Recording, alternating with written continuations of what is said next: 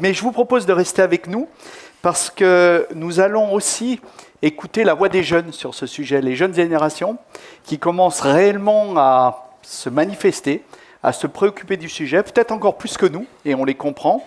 Et donc nous avons le plaisir d'accueillir deux éminents étudiants qui représentent les 40 000 étudiants français qui ont signé le manifeste pour un réveil écologique. Donc nous avons le plaisir d'accueillir Vinciane Martin, étudiante d'HEC, et Claire Engnel, étudiante de Sciences Po. On peut les applaudir. Et voilà.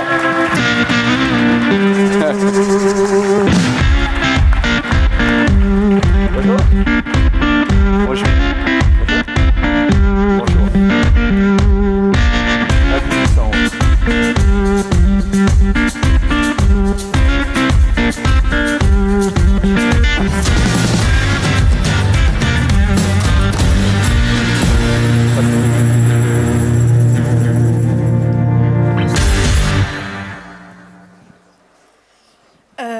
Bonjour à tous et merci pour cette opportunité de nous exprimer devant vous ce matin.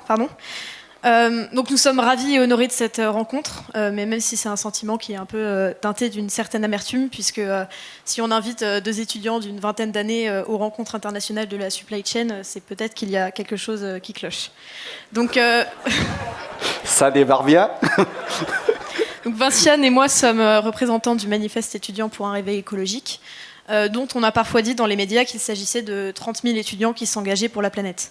Or, M. Picard l'a rappelé, en fait, la planète elle va très bien s'en sortir sans nous. Et en fait, les constats scientifiques qu'on a aujourd'hui, c'est plutôt sur les conditions de vie de tous les êtres vivants qui sont à sa surface. Donc aujourd'hui, on se bat plutôt pour essayer de tenir une trajectoire à 2 degrés. 2 degrés, c'est déjà quelque chose qui n'est pas évident parce que ça voudrait dire qu'il faudrait réduire de 40% nos émissions de gaz à effet de serre d'ici 2030, alors qu'on est encore en augmentation. 2 degrés, c'est un chiffre qui peut paraître un peu abstrait, mais qui peut se traduire par d'autres chiffres beaucoup plus concrets sur notre condition de vie. C'est par exemple 55 degrés à Lille en 2050, ou alors en prenant un chiffre un peu plus large, des zones entières de la planète qui sont aujourd'hui habitées et qui seront rendues inhabitables à cause de températures mortelles la majorité de l'année. Sur la biodiversité, c'est possible de faire le même constat, qui est donc en train de subir un effondrement déjà bien entamé, avec une espèce sur 8 qui est en voie de disparition, et 96% de la biomasse des mammifères qui sont représentés par les humains et par leurs animaux domestiques. Donc ça, c'est les constats qui nous amènent ici. Et effectivement, nous représentons donc, ce qu'on appelait les générations futures à la Convention de Rio en 92. Et on dit parfois de notre génération que nous allons être le moteur de ce changement. Or, moi, je me sens pas vraiment la légitimité de dire à la supply chain comment est-ce que vous devriez changer. J'en ai d'ailleurs pas la compétence. Mais surtout, la vérité, c'est que dans les années qui viennent, qui sont des années décisives pour justement tenir cet objectif de 2 degrés, eh bien, c'est plutôt vous qui allez être en position de prendre les décisions qui s'imposent par rapport au constat que j'ai rappelé. Et pour cela, en fait, il est nécessaire de changer de modèle, nécessaire tout simplement par pragmatisme et par réalisme, puisque 2050, moi j'en serai à peu près aux 2 tiers de ma carrière, et donc ça va être des impacts qui vont nous concerner directement. Et donc voilà, le business as usual n'est pas une solution pour nous. La raison de notre présence ici, Claire l'a dit, c'est la rédaction d'un texte qu'on a publié en septembre dernier avec une vingtaine d'étudiants de grandes écoles françaises, qu'on a appelé un manifeste étudiant pour un réveil écologique. Ce texte, il dit notre conscience de la crise environnementale. Et en fait, il dit que malgré notre conscience de la crise et la très forte volonté de notre génération de l'enrayer au plus vite, on a l'impression que c'est impossible parce que les structures existantes ne nous le permettent pas. On a l'impression qu'on nous propose des changements superficiels, là où on est tout à fait conscient qu'il faudrait repenser en profondeur nos modèles de société et notamment nos modèles économiques. Cette prise de conscience chez les jeunes, elle est très forte en ce moment. Je pense que tout le monde ici en est conscient, mais on peut faire quelques rappels. Le nombre de signataires du manifeste le montre, parce que oui, ça vient des grandes écoles, mais il a été suivi par des étudiants d'université, de BTS, d'UT, de près de 500 établissements. Il a été suivi dans plusieurs pays en Europe et en dehors. Et surtout dans les établissements où il a été le plus diffusé, ça a touché une très très forte proportion d'étudiants, 20% des étudiants de Polytechnique, 16% des étudiants des écoles centrales, 11% des étudiants de HEC et de l'ESSEC qui disent leur détermination à changer un système économique en lequel ils ne croient plus, pour citer le texte. Ça ne veut pas rien dire a priori. Et cette mobilisation, elle va bien au-delà. Vous le savez peut-être, les Verts aux élections européennes, c'était le premier parti chez les jeunes en France. Il y a des mouvements étudiants, des grèves étudiantes pour le climat. C'est un mouvement qui prend de l'ampleur très très rapidement. Et en fait, quand on pense aux chiffres qui ont été rappelés par Claire, quand on pense aux chiffres qui ont été un peu rappelés dans la vidéo de ce matin, on se rend compte que quand on a 20 ans actuellement et qu'on va vieillir pendant le 21e siècle, c'est même pas de la bonne volonté de s'intéresser aux enjeux environnementaux, c'est juste une question... c'est pas de la bonne volonté, c'est juste... Il en va juste de notre intérêt. C'est vital. C'est juste vital pour nous. Parce que concrètement, personne n'a envie de s'échiner du matin au soir pour, par son propre travail, compromettre son futur et ses conditions de vie. Et donc, actuellement, les étudiants se mobilisent. Les étudiants se mobilisent dans l'enseignement supérieur. Il y a de plus en plus d'étudiants qui, au sein de leur établissement, font bouger les choses et demandent à leur administration que les enseignements prennent enfin en compte les enjeux environnementaux et nous permettent enfin d'acquérir les compétences pour enclencher une transition écologique. Et nous, au Manifeste, on a décidé d'aider ces étudiants pour que, de plus en plus, les cours prennent cela en compte. Et en parallèle, parce que des actions à petite échelle, ça ne suffit pas, on est en contact avec le ministère de l'Enseignement supérieur pour faire avancer les choses et pour que nos enseignements prennent réellement en compte ces sujets-là. Mais ce qu'on constate, c'est que, évidemment, les étudiants peuvent se mobiliser dans leur quotidien, les étudiants peuvent se mobiliser dans leurs études, mais quand il s'agit de choisir son premier emploi, là, ça devient un petit peu compliqué. Parce que ce qu'on constate chez nos camarades de promo, c'est qu'il y a une certaine frustration. C'est que, bien que 30 000 personnes se soient engagées à choisir leur employeur en fonction de sa politique environnementale, on ne sait pas comment faire, et on a l'impression, là encore, que même les entreprises qui montrent le plus de bonne volonté nous proposent des changements qui ne sont que superficiels. Et donc, avec le Manifeste, on a décidé d'aider ces étudiants et de leur proposer des outils. On est en train depuis 6 mois, on travaille avec des entreprises, des think tanks, des chercheurs, pour créer une grille de lecture qui va permettre aux étudiants d'analyser les politiques environnementales des entreprises dans lesquelles ils envisagent de travailler. Donc voilà, aujourd'hui on a décidé d'être très sincère avec vous, parce qu'en fait, ces fameuses générations futures, on est plutôt en colère de voir justement ce futur partir en fumée devant nous. Mais au-delà de ça, on a aussi décidé d'être précis dans ce qu'on demande et de vraiment s'intéresser à comment est-ce qu'on peut faire progresser les choses. Parce que voilà, le temps n'est plus juste aux grands discours et aux paroles émues, le temps est aux actes efficaces. Et c'est là que les employeurs sont plutôt chanceux parce que maintenant il y a des dizaines de milliers d'étudiants de grandes écoles, de milliers d'étudiants de grandes écoles et d'universités qui n'en peuvent plus de vivre dans cette espèce de schizophrénie où on égrène des chiffres alarmants à longueur de journée tout en se rendant compte que notre trajectoire ne change absolument pas. Et donc c'est plus juste une minorité idéaliste, mais un groupe grandissant d'étudiants qui est donc juste réaliste sur les enjeux principaux de sa vie active et qui sont prêts à s'engager, à remettre en question leur zone de confort pour faire progresser la situation. Donc on s'engage dans nos textes en tant que consommateurs à prendre nos responsabilités et en tant que citoyens. Mais au-delà de ça, il faut s'engager dans notre vie active puisque c'est ce qui va être très important pour nous. Et là, on a besoin justement d'engagement de la part des entreprises. Et donc, c'est pour ça qu'on veut travailler pour une entreprise qui prend en compte la finitude des ressources dans son modèle de revenus, qui questionne l'utilité de ses produits, qui met en place une réduction des objectifs de réduction de gaz à effet de serre à la hauteur de l'urgence climatique, c'est-à-dire en tenant en compte de la trajectoire de degrés, et sans compter sur des technologies de rupture dont le déploiement est aujourd'hui incertain dans l'échelle de temps qui nous concerne. Nous voulons travailler pour une entreprise qui prend sa responsabilité face aux externalités négatives, qui prend en compte les enjeux environnementaux via ses relations avec les autres acteurs économiques, ses parties prenantes, ses consommateurs, et qui re-questionne sa raison d'être à l'aune de ces problématiques.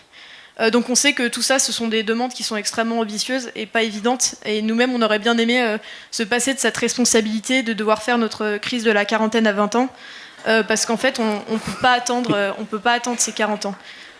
Aujourd'hui, on a une fenêtre qu'on peut considérer comme historique et une responsabilité que l'on doit prendre collectivement. Nous, en tant que consommateurs, en tant que citoyens, mais les entreprises aussi, en se rendant responsables des conséquences de leur activité. Car on ne pourra pas mettre en place de modèles alternatifs crédibles à grande échelle sans cette remise en question et sans que chacun reprenne ses responsabilités. Car les seules limites qu'on doit considérer comme insurmontables aujourd'hui sont celles de la planète. Donc s'il vous plaît, soyez conscients que, évidemment, pour nous, ce sera un enjeu dans le choix de nos employeurs, et soyez conscients qu'il faudra, pour attirer des jeunes, mettre les enjeux environnementaux au cœur de votre stratégie, mais en fait, vous dites pas simplement, s'il vous plaît, qu'il faut parler environnement pour nous attirer chez vous. Nous, ce qu'on aimerait, ce qu'on vous demande, c'est que vous réfléchissiez au monde que vous voulez avoir dans 30 ans et que vous nous racontiez comment vous voulez y aller. Bravo.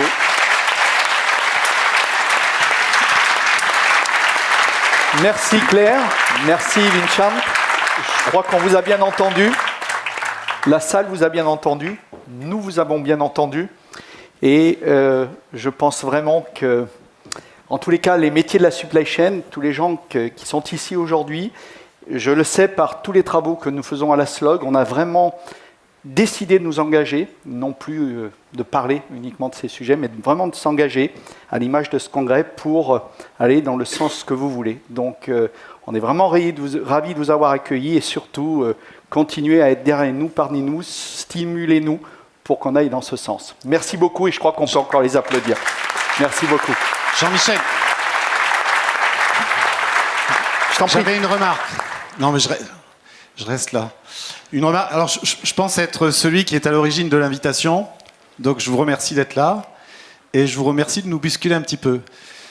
En ayant écouté ce que Bertrand Piccard disait, j'avais deux petites choses à vous dire pour aussi vous challenger dans votre position aujourd'hui. Challenger autant les écoles que ce que vous souhaitez challenger les entreprises, parce que si vous ne sortez pas formés sur l'environnement, on n'arrivera pas à grand-chose, parce que nous, avec la formation qu'on a eue, l'expérience et le peu de choses qu'on a fait sur l'environnement pendant toutes ces années, on est un peu démunis. Et l'environnement, c'est pas de l'interprétation. Il faut être capable de l'intégrer, mais pas de l'intégrer juste dans une fonction environnementale. C'est l'intégrer dans le marketing, l'intégrer dans la production, l'intégrer dans la distribution, l'intégrer dans l'ensemble des métiers. Donc, refusez d'aller dans une école qui n'enseigne pas l'environnement. Et vous avez fait HEC et Sciences Po. Ayez le courage de refuser d'aller à Sciences Po ou à HEC si vous n'avez pas été formé correctement à l'environnement. Ça, c'est ma première remarque. La deuxième... La deuxième remarque que je suis en train de zapper complètement... Ça va venir. Ça va venir. Je peux répondre à la première remarque. Et je reviens à ce que disait Bertrand ce matin, d'éviter nos certitudes. Vous avez la certitude aujourd'hui, elle est bonne. Encore une fois, je suis celui qui a poussé pour que vous soyez là. La certitude de ne pas intégrer des entreprises qui ne font pas d'efforts.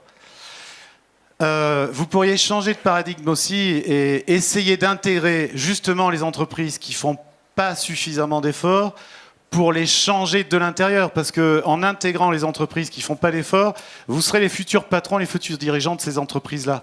En n'y allant pas, c'est peut-être une faute. Merci Vincent pour ces commentaires. Merci à vous toutes. Bien sûr, Bertrand.